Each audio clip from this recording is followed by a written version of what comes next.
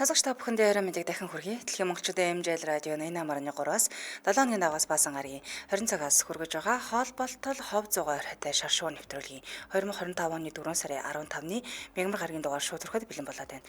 Студид хөтлөгч Цанцай Ами, найруулагчаар Борхогийн Чинбат нар ажиллаж байна. За нэвтрүүлгийн хамтраалагчаар чухал үедээ Pinon, Payon цахим зээлийн аппликейшн, мөн лаборийн хоолон таслага, вирус, бактери эсрэг байгалийн эмчилгээ ураадагаар хамтран ажиллаж байна. Бэлзэн хонодоо орой мэндийг хүргэе. За бүгдэнд нь орой мэндийг хүргэе. Манайхан бацхта бэлэн үү? Бэлээ. Зөрөгтэй. Бэлээ. Би ярьж байгаад нэр амьдралдаа ойрлж үзэгч бараг чанга дугаар. Гэтэ тоглолт мөглөн дээр очиод тэгж ойрлдог юм уу? Амар ойрсон шүү дээ. Харин чи Баасаа дээр ойрлох ястай та. Ямар сони. Мончонги гэж ойрлсон. Тий. Яг юм цус хөөрхөр ойрлт юм билээ би нэр. Тийм ээ. Айгу зөв юм хэллээ. Би ч ойрлдог байсан байна. Буруу юм шүү дээ. Дайчууд нь цустай хүмүүс ойрлохгүй л дахаа болтгоо. Тийм Чингис хаан бит хоёр ч аваад. Манай өвөө гэж. За тэгэхээр өнөөдөр танилцуулах алдарт надад амар их чамаар алдарт ярих гэж байна. За би өнөөдөр нөгөө цасангуа ба долонгодод тоглоод нилээн хил ам дагуулад байгаа. Гол дүрийн жүжигчин бүсгүйг танилцуулахаар бидлээ. Hunger Games тус тоглосон шүү дээ. Яг Наад Hunger Games тоглосон дүр нь бол таалагдсан. Ziegler гэдэг бүсгүйг танилцуулахаар бэлдсэн. Одоо 23 настай залуу. Оо залуу юм шүү дээ. Оо за өстой. Ягаад хил ам дагуулад байгаа? Яачаад байгаа? Тэг яга болохгүй байгаа. Тэг хүмүүс хамгийн муухай нь жүжиглэж байгаа хэсгийг дастаж аваад дуурайгаад ингээд мим хийгээд шоглоод айгүйх тэгтэл. Доромжлоод л аа. Муу жүжигсэн гэсэн үг мата тэрийн тастуунууд юм. За би одоо тайлбарлаж өгнө. Ямар яасан болоо гэж. Яачваа гэж сандрага хийчлээ гэлээ. За тэгэхээр өнөөдөр танилцуулах алдарт маань би өчигдөр та бүхэндээ танилцууллаа. Арай дуусаагүй те. Тэгэхээр өнөөдөр 2 хувааж оруулъя гэд ярьсан. Гэмтрийн хот 4 киноны гол дүрийг бүтээсэн жүжигчин Ким Моёлын тухай танилцуулахаар бэлдсэн. 1982 онд төрсэн 42 настай. Залуу жүжигчин. 40 гэдэг чинь бол эд залуу нас шүү дээ. Өстой яг л сайхан нас. Тийм. За ингээд эхний баримтанд цагийн ажил хийх усан шалтгаанаас нь дөрөв. Өчигдөр бол нэлээ олон төрлийн цагийн ажил хийдэг тухайн ярьжсэн шүү дээ. Тэгээд ахлах сургуульд ордог жилд нь гэр бүлийнх нь савгийн байдал огцом хүндэрсэн ээж нь лойрт өртсөн. Тэгээд маш олон төс бас ингээд давцсан байлаа. Тэгээд тухайд амьдарч исэн гэрээ дуудлах худалдаагаар ингээд зарах хэмжээний маш их асуудал орсон юм байна л да. Тэр үед бүр ямар ч мөнгөгүй болоод автобусанд суух мөнгө байхгүйсэн. Тэгээд ээж нь ямар сайндаа хөвшүүдээсээ мөнгө төгрөг зээлж үр хүүхдүүдтэй очиж сургуульд явахад мөнгө төгрөг олж өгөх гэж явж исэн юм байлаа. Тэгээд жүжигчин залууг 20 нас хүрдэг жил нь аав нь осолд орж ухаангүй болсон. Тэгээ аав нь яг ямар осолд орсныг нь бол гэр бүлийнх нь одоо ч мэддэггүй. Яа тэгэхээр ганцаараа байхад осолд ороод тэгээ цагдаа нар дараа нь олоод эмнэлэгт хүргэсэн юм билээ. Тэгэхээр машин тэр биш юм уу? Мэдгүй яг тэр талаар нь бол дэлгэрэнгүй бол яриаггүй л ямар тач нэг осолд ороод тэгээд нэг өсөндөө эмнэлэгт хүргэгдсэний дараа тархин өгчөөд ухаангүй хэвтэрт орсон юм байна. Тэгээ маш удаан хугацаанд хэвтэрт байсан. Тэгээ сүүлдээ биеэс нь хавтар илэрч гэр бүлийнх нь одоо нөгөө аавынх нь одоо асаргаа суулал гээд маш хэмжээний одоо санхүүгийн асуудалд орж байгаа гэсэн үг л дээ тийм. За тэгээ тухайн үед жүжигчин маань том хүүгийн хувьд ерөөсөө өөрөө өөрийгөө аль болох хүчтэй байх хэвээр тийм аав нь эмнэлэгт хэвтсэн байгаа. Би том хүү тэгээд дүүтэй тэгээд ээжигээ ингээд би л харж асрах хэвээр гэдэг аль болох өөрийгөө бол ингээд юу гэдэг хатуужуулж исэн гэх юм уу. За тэгээд энэ хэцүү үед жүжигчин маань жижиг дүр тоглож хэлсэн юм байна. Одоо багаас л хэлж байгаа дүр тийм туслах дүр тоглож хэлсэн. Тэгээд тухайд аав нь сэргсэн гинэ. Тэгээд хүүгээрээ нэлээд бахархсан байгаа. Тэгээд ойролцоо байдаг. Нэлээд холол нүүцгээсэн гэсэн бараг тийм одоо бид нар бол ингээд төвд байлаа гэхэд дампуураад бүр ингээд нэлээд зайтай захруу нуусан гэсэн. Тэгээд одоо тэр ойролцоо байдаг дэлгүүрийн эзэн хийм цэвэрлэгээний газрын эзэнд ингээ манай хүү зургатаар гарч байгаа тэр хүү чинь манай хүүштэй гэд их бахархалтайгаар аав нь ярьдаг байсан. Тэгээд аав нь түүнийг дөнгөж 30 гарч явах үед нас орсон. Тэгээд уршуулгын ослол дээр нь том хүн учраас нэлээд эцэгнээ ойлгохгүй. Тэгээд дараа нь ариун цэврээр ороод бараг ухаан алдах шахсан. Энэ бол аавынх нь хөл өөрт нь маш их нөлөөлсөн юм билээ. Тэгээд хажууд нь бас найз нь бас тайтруулж исэн тухай ярьжсэн. Тэгээд энэ үе бол өөрийнх нь амьдралын хамгийн хүнд хэцүү үе гэж дурсан ярьсан байлаа. За тэгээд сүүлийн үед аавынхаа тухай нэлээх бодож байгаа.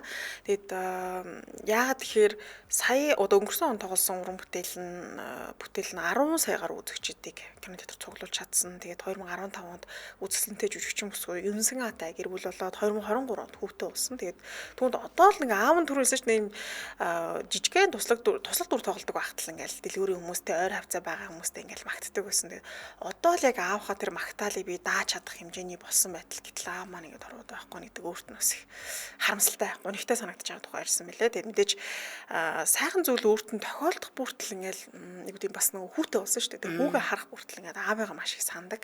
Тэгээд хүүтэй өөчнөөсөн бол ингэх байсан да, өөчмөөсөн бол тэгх байсан да гэд өөрийн мэдлгүй ярьдаг болчихсон байлаа. Тэгээд аав нь харамсалтай нь ачаа харж чадаагүй өөдөлсөн мэлээ. Эмнэлэгтэй бол залуу ах хэрч маш харамсалтай гэж хэлж болно. За дараагийн баримт нь дүр бүтээхийн тулд 10 кг жин нэмсэн. За гэмт хэргийн хот бүтээл тоглохын тулд 10 кг жин нэмсэн байлээ. Уг нь жүжигчин маань чикен ер нь нэлээд дуртай. Тэгээд дахианы махтай ер нь чикен гэлтгүй дахианы махтай хоолн дуртай байлээ. Тэгээд бүр хүмүүст ингээд 7 хоногийн турш чик ийдсэн ч гэсэн хамаагүй би бол идэж чаднаа гэж хэлжсэн бол тархалах гад идээдсэн сүүлдээ одоо нөө чик үнэрлэхээр бол үнэрнээс нь жоохон залхдаг болсон гэсэн. Нөгөө бүр нэг юм ихэд дурлаад ихэдээ тахаар бүр залхацдаг ш тийм л ш тий. Би бас баг байхта бандан байга гэдэг гэсэн. Тэгээ бандангаас залхачаа. Залхаагүй юм уу? Тэр би залхаагүй. Би нэг эсрэг кейс эсрэг жишээ хэлэх гээд таал байгаа гэж. За бас нэг баримт нь гэрээсээ хогоо гаргаж ингээд солонгочууд нэг хогоо ялгаж хайдаг шүү дээ. Тэгэхээр одоо байрнаасаа гарч ирээд гадаа нэг хэсэг өдөө тэнд нэг ингээд одоо лаазан тийшээ тэгээ хунцар савны шээ ингээд цаас гэдэг ингээд хууж байдаг.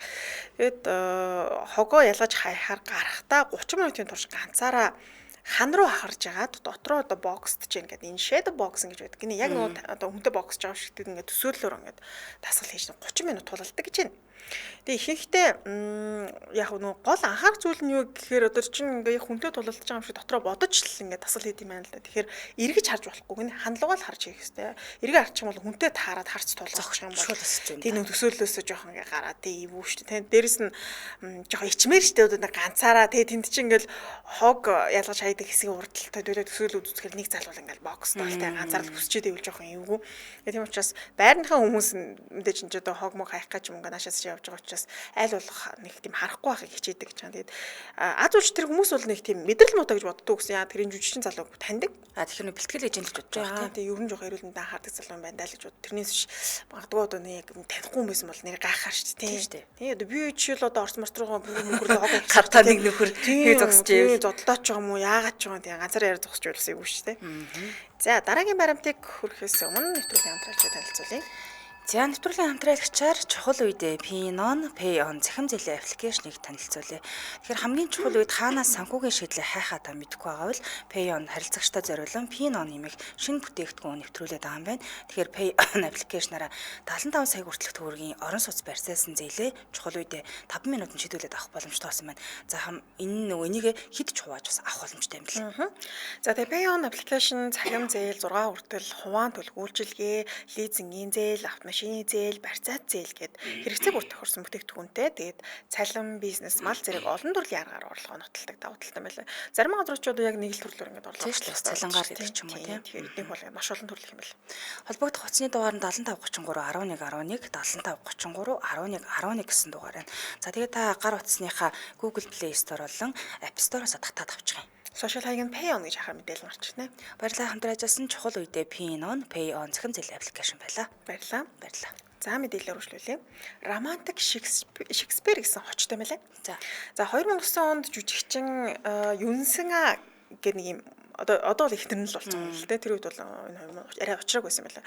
2009 оны үед мюзикл үзсэн гэнэ өөрийнхөө мөнгөөр бүр анх удаа амьдралаа мюзикл үзээд тэгсэн тэр мюзиклийн гол дүрийг нь ирээдүйн нөхөр бол Ким Муёл жүжигчин бүтээжсэн байлаа. Тэгээ би одоо анхны харцаар дурлсан гэхээр тэр мюзиклийг бүр үзлээ. Нилээл бас сөрхий юу? Тий, сөрхийл дурлахаар л юм байна. Дурлахаар л. Гэхдээ би ч дурлах наашаа. Хүний хүн л болсон юм да тий. Тэгэхээр тийм чадварлаг гэх юм уу. Тэгэд анх удаа мюзикл үзсэн болоод ч тэр ихтрэх нь бүр ингээд маш гүнзгий сэтгэл үлдээсэн. Тэгээд дээрэс нь яг энэ мюзиклээр дамжуулаад энэ Ким Муёл гэдэг нэртэй жүжигчин залуу байт юм байна гэдгийг анх удаа мэдсэн маа. За тэгээ үүний дараа Аз болж дотны найз нь энэ Ким Муёл гэдэг ирээдүйн нөхөр болохтой жүжигчин залууг нь мэддэг таньдаг байж таарад. Тэгэхээр яавда бас нэг ашиглан штэ тэгээ танилаараа дамжуулаад танилцчихъя гэж бодоод нөгөө найз суугүйс маа. Чи энэ Ким Муёл жүжигтэй танд юм л штэ чи намайг нэг ингээд холбоод тэгээ танилцуулаад өгөөч гэж асуусан. За ингээд танилаараа Юнсага жүжигчин маань ер нь бол ингээд өөр талтай одоо тэр жүжигчин залуу талтай байгаа гэдэг илэрхийлэнгүүт нөгөө найз нь хэлсэн юм л да. Чамаг одоо энэ Юнса гэдэг жүжигчин бүс ингээд сонирхоод байна гэх. Тэгээ юу хийх вэ? Хамгийн түрүүнд нээвэр дээр хайлт хийж үзсэн байгаа байхгүй юу? Ямар хүн байна гэдэг. Царай зүс нь ямар хүн байна гэл. Тэгэл хараад ер нь бол уулзыг шийдсэн, таалагдсан гэсэн үг. Тэгээд дээрэс нь бодитоор хармаар байсан юм байна л да. Одоо зурган дээр чи арай өөрч гэдэг юм нэ тий. Тэгээд бодитоор нь хармаар байсан. За ингээд Юнсага жүжигчний хувьд бол тухайн үед ажиллаар ингээд гадагшаага явах байсан юм байна. Тэгсэн чинь энэ жүжигчин залуу чамайг ингээд ажиллаар явахаас ч өмнө хальт уулзъя гэдэг чи баг өглөө үрийн нислэгтэй байсан ч үлээ нэлээ үрээр уулзсан гэсэн. Тэгэд кофе шопт уулзаад ярилцаад үзсэн чинь юу н яриа хөрөө таархаар тэг нэлээ ичингүүр нь л уулзсан гэсэн л дээ. Ичингүүр уулзсан ч байх. Тэг ичижил ярьсан нэг тийм мэдрэгдэг штэ те нэг жоохон чөлөөтэй ярьж чадахгүй жоохон хичээд байгаа тийм мэдрэмжтэй байсан. Тэгээд жүжигчин залуугийн хувьд бол зураг авалтаа дуусгаад нэг жоохон алкогол хэрэгэлсэн ирсэн болоо да гэж таамагласан гэсэн шүү. Яг өөрөө тэгж яриаггүй тийм. Наад ингээд явахаас өмнө хальт уулзаад жүжигчин бүсгүй өөрт нь маш их таалагдсан. Тэгээ 1-2 цагийн турш нэг ярилцсан юм байлээ. Ингээд дуудлагын хоёр маань ерөөдөө явцдаа. Дуудлаггүй ирэх хэлсэн. Харин сэтгэлээ хэлчихсэн нь болохоор эрэгтэй буюу Кимуэл жүжигчин төрөл сэтгэлээ хэлчихсэн юм байлээ. Тэгтээ нэг найр харга дээр нь болохоор бүсгүй.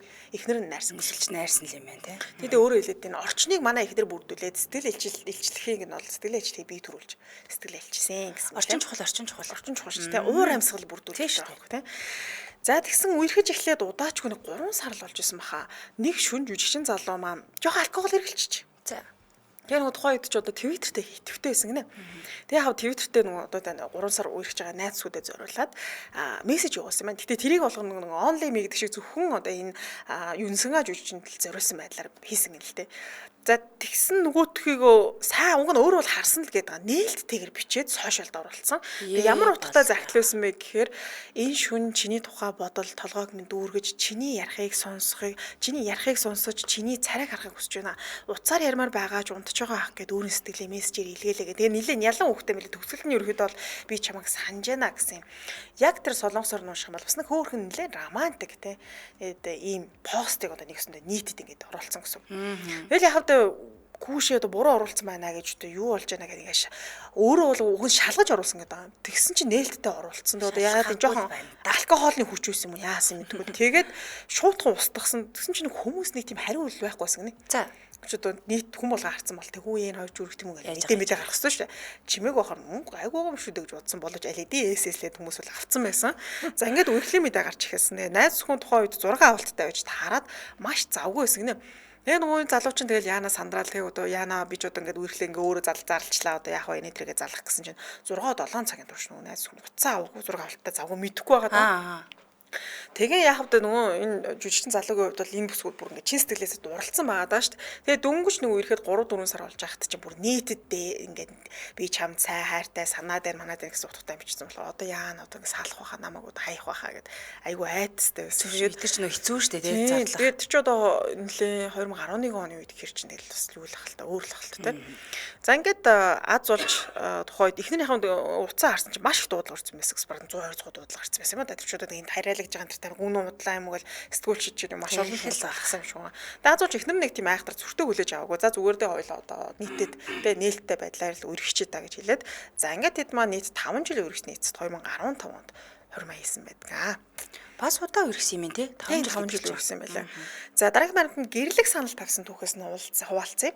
За хэдийн гэрлэх талаар энэ хоёр маань ярилцаад шийдсэн нэг тийм юу гэдэг сүртэй гэрлэх санал бол ерөөсө тавьж чадаагүйгээр л ингээл явцдаа урсгалаараа шийдэл ингээл хурмаа ихэрл болсон юм байна л да. Тэгээ дээрэс нь хоёулаа маш одоо ажлын хувьд завгүй байсан учраас хурмаа дуусгаад балсрын аялалд явах биш цаг заваа тохируулаад хурмнаас өмнө балсрын аялалд явахсан байна. Парис руу, Франц руу. Тэгээ жүжигчин Кимуэл балсрын аялалд гарахаас өмнө Солонгосоос гэрлэх санал тавих бүгжүү худалдаж аваад бэлдээд нуугаад явсан. Тэгээ дотроо бодсон маа л да. За нэгэн л тэгээ Парист очиж байгаа юм чинь Эйфелийн цамх нөгөө гоё ингээ гэрэл хастагч орой. Яг тэр үед ингээ гэрэл санал тавиа. Тэгээд нэг юм гэрэлмэр ласан их гоё романтик уур амьсгалтай болоо да гэж төлөвлөгөө дотроо боловсруулсан юм байна нөхрийн хувьд. Тэгээд жүжигчин бүсгүйд хэлсэн маа л да. Одоо Францд очсон хадаа тий хоёлаа юу яа ингээ сайхан Эйфелийн цамхаг үзээлтэй гоё гэрэл мэрэлтэй гэл ингээ харсан чинь ихнэр нөгөө за байдлыг харж агаад болёо гэж жоохон дургуухан хэсэг нь яа тэгэхээр цагийн зөрүүтэй байсан тэр нөгөө ядарсан байсан юм байна. Тэгэхээр жүжигчин залууд яаж хийж байгаа л гэрлэх санал тавих гэдэг шнүүд нь яа гарахгүй гэхгүй шүү дээ тий. Тэгэхээр нийлсэн маа үгүй хоёлаа гэрийн үүднээс таксинд суугаад одоо ерөөсө гэрийн үүднээс таксинд суугаад хоёлаа Эйфелийн цамхгийн гэрлийг нь асгыг харчаал тэгэл буцаад түрээд ирья. Айгуу гоё гэрлэлдэг гэсэн хоёлаа явъя гэл ингээ ятгсан. Тэгсэн чи эхнэр нь гүй энэ хаар шунуур те тийш явж одоо чи юугаа хийх гэдэг юм би очимоор гоо хоёул өрөөндөө сайхан бэлэнгоо мүйдээ сууя л та гэл эхнэр ерөөсө татгалзаад дургуй зэгсэн тий. За гэтэл жүжигчин залуу бол тэгээд гэрлэх санал тавих хэрэгтэй байгаа шүү дээ. Тэгээ ятгаад ерөөсөө бардггүй. Тэгээ сүүлдээ нилээ болсон юм л да. Тэгээд эхнэрхний хувьд бол нөгөө цагийн зөрүүнөөс болоод ядарсан. Тэгээ заавал одоо очиж өнөөдөр харах хэрэг байгаа ч юм уу, маргааш өдөр ч юм уу оройч харж болно шүү дээ. Татгалзаал байсан юм байна. Нилээ ятгасны эцэст ингээд эцэст нь энэ хоёр маань таксинд суугаад Эвлийн цамхгийн урд очижээ. Тэгээд таксинаасаа буунгууд ихнэр шууд хэлсэн маа. За чи харцсан мэт харцнаа чи Эвлийн цамхаг шүү. Одоо гэрэл мэл асахгүй одоо болчих хоёул буцаасаа таксинд суугаа хари. Одоо энэ таксигаар бараг буцъя гэдэг. Тэгэл нөгөө зайлал уг нь гэрлэх санал тавих гад байдаг. Тэгээ нөгөө найз гүүн явъя гэдэг. Тэргүй чи жоохон хүлээж одоо гэрэл асахаар арай өөр харагдана нэ тэрэг. Тэгээд юм чүүа гэрэл нь асангууд гэрлэх санал тавьсан. Тэгээ дараа нь бол ихтер нь энэ гэрлэх санал дээр 100 онооноос хэдэн оноо өгөх вэ гэсэн чинь 98 оноо өгсөн байлээ. Хөө үнэхээр гоё байсан. Дажгүй оноо өгсөн байсан. Тэгээд 2 оноо нь яагаад хасагдсан бэ гэхээр жоохон мэдрэмжгүй цаг мөчтөл санал тавьсан даа. Ядарч ядарсан жоохон дургу очсон чинь уг нь их гоё санал тавих гэсэн шүү дээ. Тийм учраас 28 биш үү? 98 шүү. Би баг өөрөө үнэлээд байгаа юм шүү. 28-ыг өгч 98-аас буулгачнаа. 98 оноо өгсөн байлээ шүү. Хэчнээн гоё гэсэн чи зөв тэр 28 л байсан юм шиг байлээ. Тэгээ ядраагүй ч юм уу яг ингээ бэлдээд ингээ одоо нэг өдөр намарчаад маргааш өрөө ноцсон бол бүр гоё л байсан баг л та. Тийм ба. Тэгэд яагаад яарад ихний өдөр өгөх гэсэн бол бодвол тэгэл Эвлийн цамхгийн тэр гэрэлчин бас нэг цагаараа арай өөр юу гэдэг хаст юм шүү тийм. Эсвэл тэдний цагаас хастдаг гэх нэг тийм янз янз л байд. Би ч яг Эвлийн цамхагтай нэг очиж уулзч мэдгүй л хэдэн цагаас хастгийг сайн мэдгүй. Тэгтээ ямар ч нэг орой болгон асаханд астгал юм шүү байна. Тэгээд ямар тач очиж гэрлэх санал тавихын тавьсан. Тэгээд одоо бол ингээд нэг хөөрхөн хүүтэй болцсон. Сайн хамтарч байгаа хнэ. Нислэгийн үеэр ч угаасаа амар ядардаг шүү дээ. Хаашаач явмааргүй бол тэгсэн л юм байна л та. Гэтэ ятгасаар хагаад аваа явчихжээ. Амжилттай л. Та гэхдээ нэг тийм мөрөөдлийн гэрлэх санал авах хүсдэг тийм байна уу? Бага. Хаана юу хийж авмаар вэ? Энийг санамсаргүй байдлаар л авах юмсэй гэж бодсон тийм. Яг нэг өөр мдээгүй. Тэр зарим тохиолдолд мэдэгдчихдэг штеп.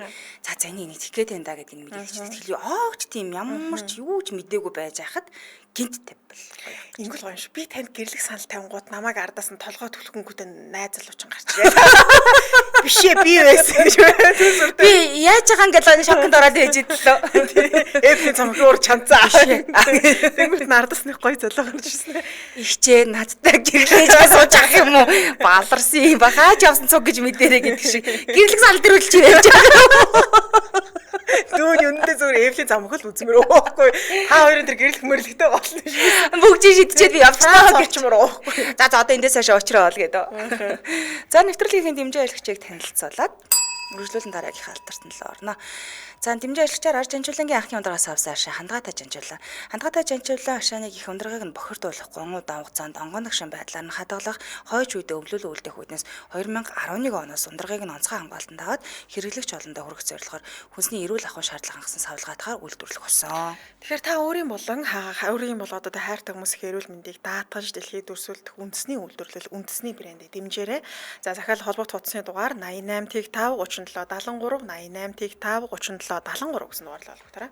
Баярлалаа нэвтрүүлгийн дэмжээ ажиллагчаар арж жанжуулангийн анхны ундрагаас авсан хандгаатай жанжуулан байлаа. Би бодоодсэн чи юу нэг юм бас л нэр санамсаргүй тэр нэг хүн багтай газар авбал гоё юм байна. Тий. Би ч нэг хариу үйлдэл муу гаргадаг шүү дээ. Илээцэлээ баахан француудын дунд санал тавьсан чинь гөлийчүүд баярлалаа. За окей. Тэгээд нэг амар юу үтсэн шүү дээ. Рэл үтсэн шүү дээ. Нэг залуу ингээд бэлдээд ингээд найзуудаа бүгдийг цуглуулаад тэг найз охины нэг найз нь авчирж байгаа байхгүй юу. Тэг ингээд бүр юм хан ман бэлдсэн. Зүрх хэлбэртэй гэрэл мэрлэр бэлдсэн. Тэгэл юм ай яваал. Тэг найз охиныг гэрээс л аваад ирсэн бололтой юм бас мэдээгүй л. Тэгэд ингээд надтай гэрлэж гэдэгсэн чи үгүй. Шууд яваад гэсэн амар ороод илээ чи гол нь тийм байхгүй. Яандаал гэж бодогдоол тэгсэн чи тэр залуу шууд ингээд бүгжээ шидчихэд босоод ингээд цаашаа яваад гэсэн. Юу амар тэр олон үний өмнө пэста нүур хийх газар болох юм. Намайг оюутан байхад бас тэгжсэн шүү дээ. Яг гэрлэх санал байгаагүй л дээ. Манай сургуулийн нэг давхарт нэг охин ингээ зүрх мөрхөн дотор лаамаа асуусан. Хоёлоо үерхий гээл. Нөгөө охин тэрвэрж байна. Өөд болчлоо гэсэн чи хаалгаар гарахтаа би уг нь чамайг бодоод л тэрвэрсэн юм. Би үерхгүй шүү гэсэн гаравчих. Яг үүд нь би л өлөн царай сонссон. Босод хүмүүс бол ерөөхдөө энэ хоёр маань үргэлжлэе гэж бодсон баг. Би яг нэг хаалгаар гарч явж исэн чинь ардаас л тэр охин л нөгөө залуутай ингээл би үргэлгүй шүү зүгээр чам. Тэгэр хүнд чинь бодвол тэрсэн шүү шүү гэх юм байна. Тэгээ сони бибидэ хайртай ч юм уу тодорхой хугацаанд одоо нөгөө үерхэж байгаа хүмүүс ч л бибидэ гэрлэх санал тавина үстэй. Тэгээс зүгээр харж явж байгаа хүндээ шууд гэрлэх санал тавина гэж байхгүй. Тэгээ бас ад үзэж болно шүү дээ амьдралдаа. Шал танихгүй үүдээс гэрлэхийг үл болдог бүр агент гадаа тий хоёлаа гэрлээ ам гэсэн сууж гоё юм шиг. Салраад гайхна үсттэй тэр чинь. Их хүчний бага зэргийн мэддэг ч юм уу уулддаг, учирдаг ядаж үргэлжлэх хүн гэрлэх санал тавих байлгүй дээ.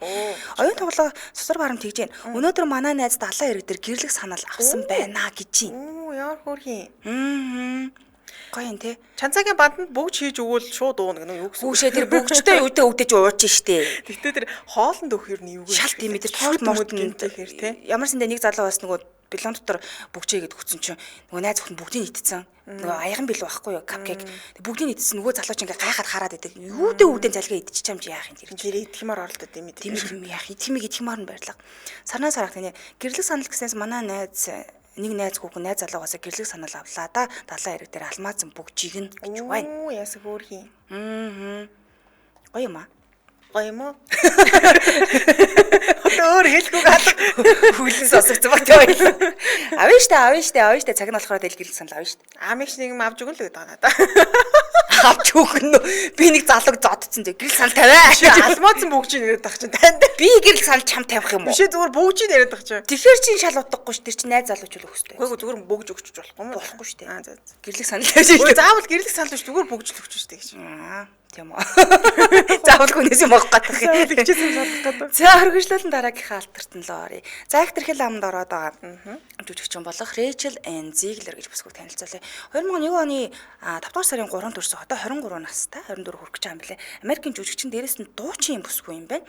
За Steven Spielberg-ийн West Side Story гэдэг 2021 оны мюзиклийн Маригийн дүр тоглоод тэр шууд тогсон үедээ Алтан бөмбөрцөг шагналын шилдэг эмэгтэй дүрийн шагналыг хүртсэн юм билээ. Ингээд шууд олонний танигдаж чадсан. За дээрээс нь Shazam хэмээх супер баатрын Тулаанд кинонд Антиягийн дүрийг бүтээсэн мөн өсгөлн тоглоомд Lucy Gray Baird-ийн дүрт тогсон байдаг. За одоо бол 2025 онд Цасан цагаан уран зөгнөлт киноны гол дүр тус тоглолцсон ингэ явж байгаа. За тайзан дээр бас нэлээд олон удаа гол дүр тоглосон. Энд нь болохоор Алберт Уильям Шекспирийн Ромео Жулиетад бас тоглосон юм билээ. Жулиетийн дүрээр Бродвейд анхныхаа тоглолтыг хийжсэн гинэ. Тэгээд өндөр нь ойролцоогоор 157 см өндөр юм байна. Тэгээд жижигхэн биетэй ч гэсэндээ тайз дэлгэцэн дээр маш хүчтэй нөлөөтэй дүр бүтээдэг гэдгээр бол алдарсан юм жүжигчин байна.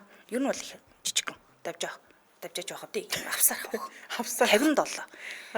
Тийм байлээ. За тэгээд эрт амьдралаас нь дурдвал Нью Жерси мужийн Hackensack гэдэг хотод Jenna Craig Ziegler нарын гэр бүл төрсэн байдаг. Түүний нэрийг нь бүр аягүй сонирхолтой өгсөн. Фрэнсис цуурлын Rachel гэрийн дүрээс санаа авч өгсөн гинэ. Фрэнсис аав ээж орныг гүйцэтгэг байсан юм байна л да. За тэгээд Jacqueline хэмээх том эгчтэй, ээж Gina нь болохоор Колумб гаралтай, харин аав нь болохоор Posh гаралтай юм байлээ. За тэгээд бага наснаасаа л ер нь театр дуртай болсон 4 настайд анх Бродвей шоулах нөгөө гоо үзэсгэлэн ба аратанг үзээд тэгээд театр татагдсан гинэ. За би өстө жүжигчин л болно доо гэж сонирхлыг нь бол төрүүлсэн.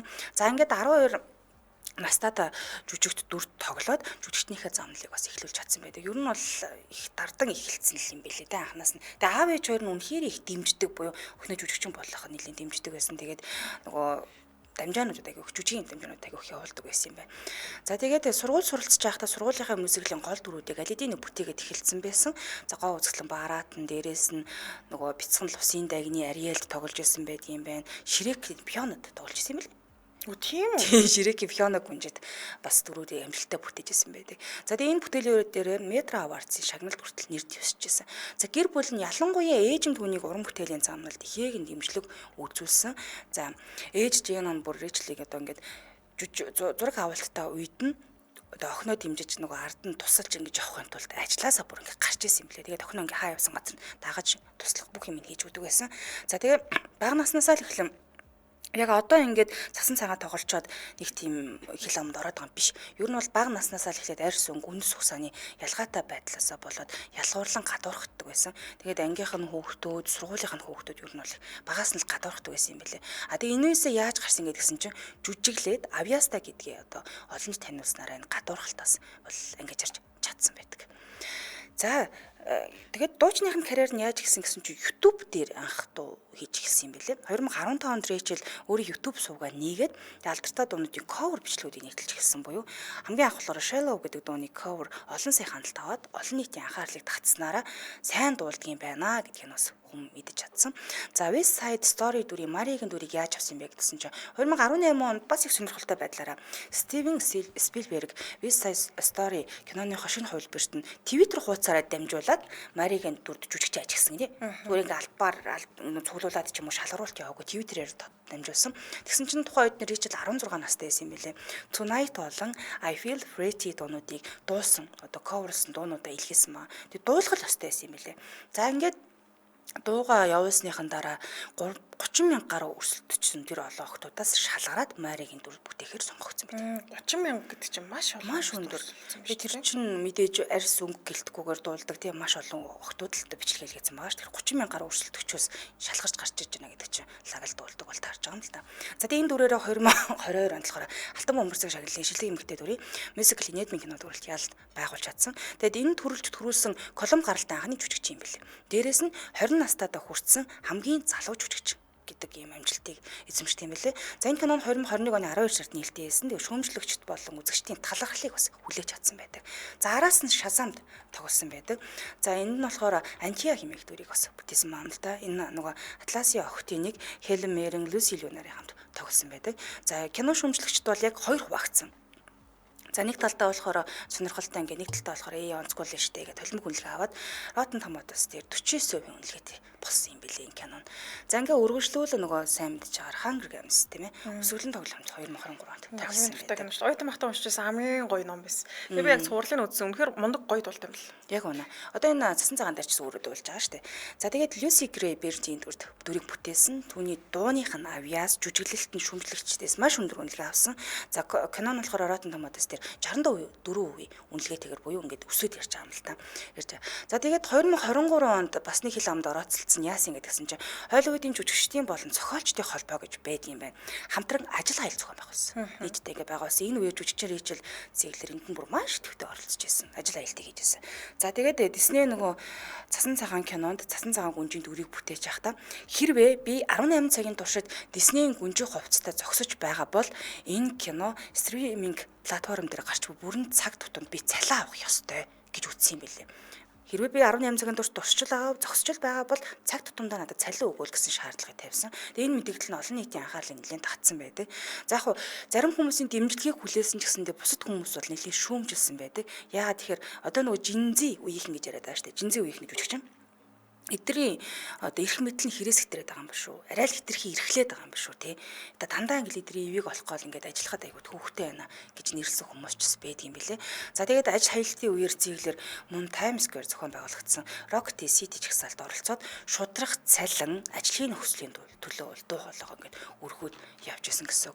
За энэ бүхний үр дүнд болохоор Зиглерийн оролцсон тэр Paddington энэ Perro киноны зураг авалт төр зогссон. Түүний орон жүжигчин Carla Dawes орлон тогссон байдаг. Ер нь бол ингээд кино багаас хасаа хийсэн юм билээ. За ингээд Rachel Zegler ажил хаялтанд оролцсон түүний шудрах цалин ажлын нөхцөлийн төлөө тэмцэл үнэнч байдлыг харуулсан ч гэсэндээ олон нийтийн дунд дахиад 2 хуваагдаад маргаа усаж эхэлсэн байдаг юм байна. Тэгтээ яг өөр хүн төлөө дуурч чадсан. Сиандрал чи танилцуулаад үргэлжлүүлье. Лаборын хоолойн цэцлэг вирус бактери эсрэг байгалийн эмчилгээг танилцуулъя. За Вьетнам хүмүүсд үйлдвэрсэн ургамлын гаралтай хоолойн цэцлэг байгаа. Дотор нь зүгийн жилээ орж ийн, зүгийн бал орж ийн, гааны тоос, лимоны тоос, цагаан гааны тоос, дээрээс нь ургамлын нийс юм ханд агуулдаг байна. За хоолойг бүх хөвдөлтөнд цацаж ширгэлнэ. Спиртний агуулмжгүй, спиртний саршилтай хүмүүс хэрэглээд маш тохиромжтой юм байна. Ханиалга намдаа, өвдөлт намдаа, үрвслийн эсрэг, бактери болон вирусын эсрэг байдаг. Тийм үү? Цацны дараа хоолойн өвдөлтийг намдаах нь 8 төрлийн ургамлын тос агуулсан гэдгээр сонирхолтой. Яг байна. За тэгээд эн чин юу яах юм бэлээ? Насан туршид болон 6-аас дээш насны хүүхдүүд өдөрт 2-оос 3 удаа амны хүндүрээгээ шууд шүршээд ингээ хэрглэж чинь. Нэг удаадаа 2-оос 4 удаа шүрших юм бэлээ. 3-аас 6 насны хүүхдүүд бол өдөрт 2-оос 3 удаа амны хүндүрээ шууд шүршин. Нэг удаадаа 2-оос 4 удаа шүршиж хэрглэн гэсэн. Хэрвээ 3-аас доош насны хүүхд бол хэрэглэхийн өмнө эмч бол эм зөвжээс заавал зөвлөгөө авах хэрэгтэй. Холбоо утасны дугаар 80-8 56 20 80-8 49 69 гэсэн дугаарлал холбогдорой. За баярлалаа. Ийм учраас эмийн заавартаа заавал танилцаарай. Лаборын хоолойн цэцлэг вирус бактери эсрэг байгалийн эмчилгээ аваатаар хамт ажиллалаа. Баярлалаа. За ингээд үргэлжлүүлэн мэдээллийг нь хүргэе. За ингээд дараад нь болохоор нөгөө театрын амжилтууд нараараас орж ирсэн л дээ. За Ричард Бродвейн театр Жюлиетигийн дүрээр дебют хийсэн. Энэ жүжиг нь 2024 оны 9 сарын 26-нд яг театраас эхлээд 2025 оны 2 сарын 16 хүртэл тоглогдсон буюу сайхан л дууссан юм билээ. Жүжиг нь орчин үеийн маягтай жинзээ үеийнхнийг одоо хандлагыг тусгасан. Тэгээ шүүмжлэгчдээс өндөр үнэлгээ авсан буюу одоо юу н шинэ араасаа гарч ирж байгаа жинзээ үеийнхний жүжигчдийн өөрчлөлтүүд нэлээд их бас янз бүрээр гарч ирж байна л да. За 2025 онд болохоор Evita гэж байгаа. Лондонгийн Алтар театрт Evita мюзиклд Эва Пероны дүрийг бүтээгээр олсон. Энэ түнд Вест Эндийн анхлан тоглосон. Вест Энд театр тоглосон тоглолт нь болох юм билээ. Тэгээд найруулагчаар нь Джейми Лалойд ажиллаж байгаа юм билээ. За олон нийтийн дүр төрхөөс нь танилцуулбал 2021 онд Зиглер The Ranger-ийн The Big Picture podcast-ийн 35-аас доош насны шилдэг 35 жүжигчний жагсаалтын 34-т бичигдэж орж ирсэн байлээ. За тэгээ Purpose сэтгүүлийн 2022 оны 30-аас доош насны шилдэг 30 хүн ангилалд найлдын ороод ирсэн ба. За хувийн амьдралаас нь дурдвал бас нэг юм асуудалд өртсөн. Яасан гэдээс 22 оны 1 сар жүжигчин Ричел Зиглер Бритни Спирсийн дүү Джейми Лин Спирст хандсан. Одоо дүү эгчтэй хандсан юм жиргээг нь драм байдлаар ингээ уншсан гэсэн үг. Одоо нөгөө хойлыг одоо хоорондоо бичсэн нэг юм жиргээ байлаа гэж үгүй. Тэрийг нэг юм драмын театр яг үнэ яжсан байдлаар юм жүжиг тоглож байгаа хэвээр уншаад бичлэг хийсэн. Энэ нь олон нийтийн шүүмжлэгийг нэлээд дагуулсан. Ямар утгатай мессеж байсан бэ? За энэ одоо нөгөө нэг хичээгэл нэг дэмжсэн байсан байхгүй. Хувийн асуудал нь одоо ангистдаг санаа манаа гэсний тэрийг нь болохоор жүжиглэж ингэж уншсан. Тэгээ зарим хүмүүсийн зүгээс Бритнигийн хувийн асуудлыг чихтрэхэд доош нь гэж байна. Тэгээ хүний хувийн асуудал хэцүү байгаа шүү дээ тэр хүнд чинь. Одоо хошигнол болгож үзсэн, хошигнол болгоод байна гэж үзсэн байдаг. Харин энэний дараа Зиглер өөр нь бичлэгээ өөр устгаад уучлалтгүйсэн байдаг. За тэгээ юу ч гэсэн гэхээр би Бритни Спирсийг үргэлж дэмждэгэ. Энэ үйл дээр хэнийг ч гомдоохыг хүсээгүй. Гэсэн ч энэ нь хэрхэн хүлээн зөвшөөрөхдгийг бодолдох ёстой байсан юм байна. Миний буруу. Хин нэгний гомдоосон бол уучлаарай гэж мэдээлэлгээд аль бие усаар уучлалтгүйсэн. За тэгээд хэлэхдээ энэ бол хөнгөн авч үзэх асуудал биш ээ. Бид бүгдээрээ Бритнийг энэ чухал үдэнд дэмжих ёстой. Намайг хариуцлага хүлээлгэсэн бүх хүнд баярлалаа гэж нэмжсэн байлээ. Одоо юу гэдэг нь тий чи уучлалт гуйх ёстой гэж дээрсэн. Ялангуяа сэтгэл санаа нэг унтсан нэлийн хэцүү байх үед нь тэр хичээгээ дэмжсэн тэрийг л бахаж хүлэглээл уншсан л юм байлээ л те. За энэ үйл явдал нь олон нийтийн дунд маргаа үсгэсэн гэсэн те. Зиглерийг уучлалтан зарим хүмүүсийн хүлээн зөвшөөрлийг бас хүлээсэн байдаг. За 22 оны 94 дахь удаагийн Академийн шагналыг гардуулах ёслол буюу Оскар West Side Story киноны гол дүрийн жүжигчин Ричел Зиглер ерөөсөө уригдаагүй. Оскарын юунд ураг юм бэлээ. Ёслол олон нийтийн дунд нэлээд том маргаа үсгэсэн. Ягаад тэгэхээр 22 оны 3 сарын 20-нд Зиглер Instagram хуудсандаа нэг фэнийхээ асуултанд хариулсан байгаа юм л да. Ингээд Оскарт ураагүй юм уу? Яагаад ингээ өөрөө ч ураагүй юм бэ гэдгсэн чи. Үгүй харин би урагдаагүй. Тимээс найз залуугийнхаа цамц спорт өмдийг өмсөөл сууж ин даал гэж хошигнож хариулсан байдаг. За тэгээ мөн би бүхнийг оролцсон журнал болохгүй юм шиг байна. Би гэрээсээ л West Side Story-г дэмжихээстэй гэж бичсэн. Олон нийтийн анхаарлыг татаад маш том шүүмжлэлийг дагуулсан. Энэ мэдээллийн дараа олон нийтийн зүгээс шүүмжлэл гараад Академи Ричел Зиглерийг шагнал гардуулах ёслолд оролцуулахаар урьсан байт юм билээ. Аль бие усаар. Эхлээд нь ураагүй шүү дээ. Дахиад ингээд урьсан гэсэн үг. За тэгээд дараад нь бол очсон байлээ. За Snow White буюу тийм ээ цасан цагаан киноны зураг авалт Лондонд үргэлжилж ирсэн. Тэгээ хуваарийг нь зохицуулаад нөгөө ёслолтоо оролцох боломжийг нь бас кино багийг олгосон байт юм байна. За энэ явдал нь нөгөө Оскарын урилга хуваарлалт уран бүтээлчдийн оролцооны талаар олон нийтийн анхаарлыг татаад нэлээд том маргаа үсгэсэн. Эцэст нь бол одоо ёслолд оролцоод шагнал гардуулж чадсан байдаг. За хувийн амьдралаас нь дуртай тийм ээ. За Ричел Зиглер, Джойс Андерс Ривера нар 2019 онд Стивен Спилбергийн West Side Story киноны зураг авалт үеэр анх танилцсан. Тэгээ 21 оны 2 сард олон нийтэд бол битээр үерч байгаа гэдгийг аль бие сураар зарласан байт юм билээ. За энэ хоёр ч нөгөө өсвөлтийн тоглоомоос хамтран тогсон жүжигчд байгаа. Тэгээ энэ тэдний хамтын ажиллагааг улам баттгаж өгсөн юм шиг байгаа. Тэгээ Зиглерний ярьцлаганда түүний карьерийн өсөлтийг харах нь гайхалтай байдаг. Би түүнд маш их хайртай гэж бас хэлсэн байдаг. Тэгээд харилцаа нь олон нийтийн анхаарлын төвд байдаг ч гэсэн хосуудын хувьд бол хувийн амьдралаа нууцлахыг бас их хичээдэг. Гэхдээ олон нийтийн арга хэмжээнд хамтдаа байнга оролцдог, бие биений дэмждэг. Гэхдээ хувийн амьдралын талаар дэлгэрэнгүй мэдээлэл хуваалцахаас ер нь бол зайлсхийдэг юм билээ. За тэгээд Ричел Зиглерийн хувийн амьдралын түүний уран бүтээл карьерийн өсөлтөд нэгт холбоотой байдаг. Тэгээд Жошийн хувьд ч гэсэн хамтран ажиллах нь их чухал гэж үздэг гинэ. Ер нь бол гар нэлсэн хамтрагчид амьдрал дээр ч тэр уран бүтээл дээр ч ер нь бол илүү бат бөх болгодог гэсэн харилцааг нь. За улс төрийн үзэл бодлоосоо болоод нэг жоохон бас асуудалд оролцсон. Яасан гэхээр 21 онд Зиглер Израиль Палестины мөргөлдөөний талаар Палестиныг дэмжиж байгаагаа илэрхийлсэн юм билээ л дээ. За тэгээд 2023 оны 10 сард тэрээр Палестины нэг юм бүлэгт нэгдээд Америкийн нэгдсэн улсын ерөнхийлөгчийн Жо Байденд хандаад газ дах дайралтыг зогсоохгүйгээр байсан цагталд гарын үсгийг ингээд зурсан.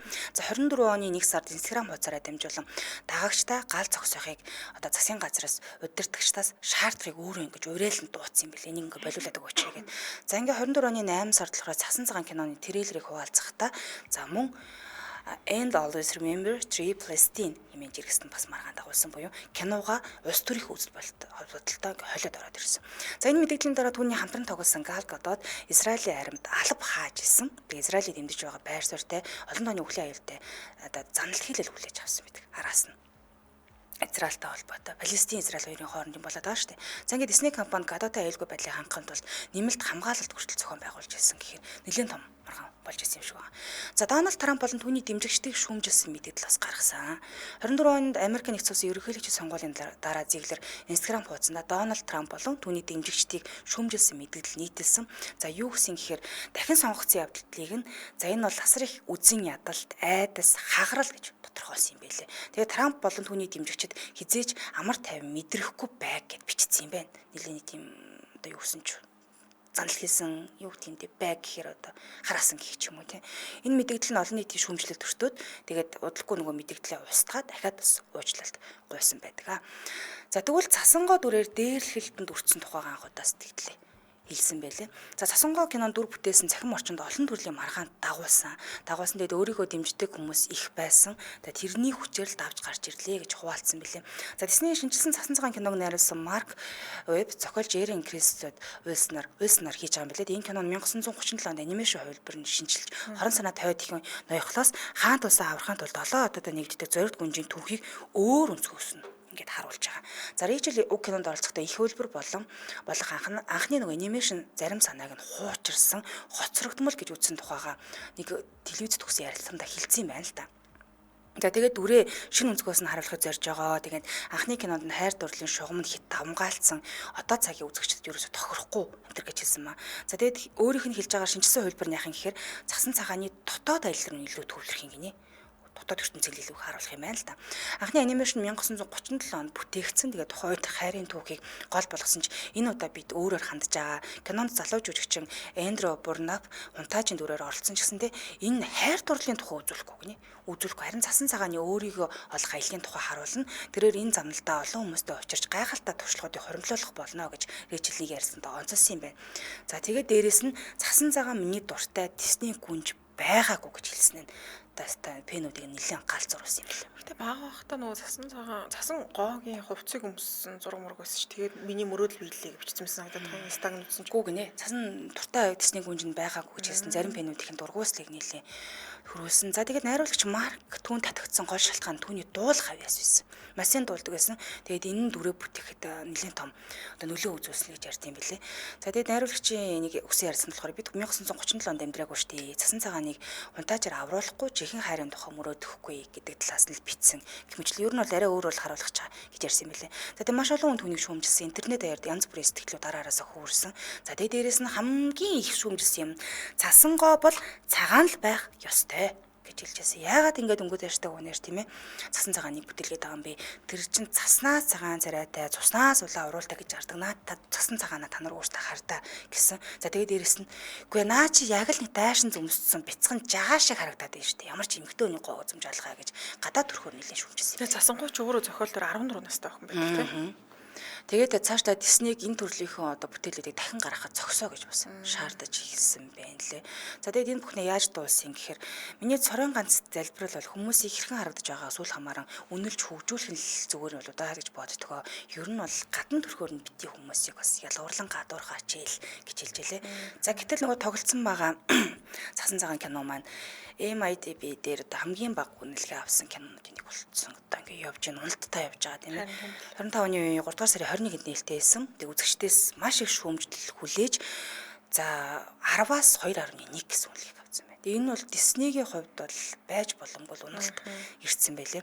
Тэгээд энэ сайтад хамгийн бага үнэлгээтэй кинонууд нэг гэж үзэж байгаа. За тэгээд киноны нээлтийн 7 хоногт талхад Хойд Америкийн зах зээл дээр өртөл 43 сая $40 орлого олсон. Тэгээд 250 сая $, төсөвтэй харьцуулахад маш бага үзүүлэлт буюу 250 саяар бүтчихээ 44 сая $, ашиг олно гэж удаа хэцүү юм да тийм ээ. За тэгээд мөн олон улсын зах зээл дээр ч гэсэн 44.3 сая $-ын л ашиг орлого олсон. Нийтдээ бол 87.3 сая $-ын орлогоор л хязгаарлагдсан буюу энэс цааш нэг тэгж актер өсөхгүй л гэдэг юм байна. Яагаад уналт байгаа юм гэхээр нөгөө л нэг гол дүрлэл болчиход байгаа. За ялангуяа нөгөө нэг цасангойч Рэйчел Зиглер болчиход байдаг. Хорон санаад хатна Гал Гадот болчиход байдаг. Дүрийн нөгөө юм юу вэ? Хорон санаад их нь бараг нөгөө цасангойгоос илүү үзэсгэлэнтэй болчиход байгаа л юусоо болж өгөхгүй л байгаа юм. Тэгээ маш их сүрэг сэтгэлүүд маргаануудыг одоо ч гэсэн ингээд дагуул явж байгаа. За хамгийн их бас араас нь шүүмжлэлт дагуулж байгаа юм гэсэн чинь 7 одоо. Гинтгүүрүүд нь янз бүрийн байдлаар шүүмжлэлт хүртэж байгаа. Тэгээ жүжигчдийн улс төрийн үзэл бодлын зөрчилөн киноны нэр хүндэд бол сөргөөр нөлөөлөд ингээл явж байгаа юм байна да. За тэгээд тэгэл хүн болгон л өөр өөр юм бодлоор л үзэх. Гэтэл нь бол кино маань бол хэл муу үзүүлэлттэй байна гэж сонссон юм байна. Маш муу үзүүлэлттэй одоо ингээд явж байгаа. Тэгээ дээрэс нь одоо энэ шүүмжлэл нь ерөөсө дуусаагүй байгаа буюу нөгөө киноных нь хэсгээс нь тасалж ингэж аваад ялангуяа нөгөө нэг цасангойг анчин ойд аваачаад ингээд хутга тулгаад хойд их нь явуулдаг шүү дээ. Алах гад ингээд ингээд чинь яагаад намайг алах гэж ингээд ярьж байгаа хэсгийг тасалж агиух аваад. Яагаад гэсэн чинь жүжигчин тэр хэсэгтээ болохоор айгүйх юм шаймэлттэй яриад идэг юм байна л да. Ирүүгээ ингээд 100-аад ингээд урагшаага төрсэн байдалтай ингээд яриад тэгээ нөгөө харц хөдөлгөөн энэ төр нэг л сонирн байгаад байгаа учраас тэрийг хүн болгон дуурайгаад шоолоод ингээд хийтэл. Яг нэг ирүүний зуулт нэг сонио тэр хэсгийг одоо ингээд таслаад айгүйх хийцэн билээ. Тэр энэ анзааруул тий. Яг ингээд 100-аад ирээр нь ингээд урагшаага ингэж төрж гарч ирээд нэг шаймын юм шиг харагдаад л уул нь шаймын охин биш шүү дээ. Яг тэгж харагдаад тэр үг хэлж байгаа хэсгийг тэгж таарсан юм уу яаси тэрнээсээ болоод тэр хэсгийн таслаад хүмүүс шоглоол дуурайгаал ингээд доромжилсан бичлүүд маш их байна. Тийм. Би үзег юм байна тэр биш. Айгүйх лээ. Тэгээ гадны одоо бүсгүүчүүд ялангуяа их дуурайж лээ. Тэгэл бодсон. Нилээн л таалагдаагүй юм байна да гэж. За баярлалын түргэн нэвтрүүлгийн өндөрлөл студид хөтлөгч Ханзаа амийн найруулагчаар Борхогийн Чинбатнаар ажиллалаа. Нэвтрүүлгийн хамтраалагчаар чухал үедээ Pinon, Payon захим зээлийн аппликейшн мөн лахварын хоолон цэцлэг байдал, вирус бактери эсрэг байгалийн эмчилгээ урайтаар хамтран ажиллалаа. Өргөжлүүлэн амар цаг нэвтрүүлгийн хүлээн аван сонсорой. Түр баяртай. Баярлалаа.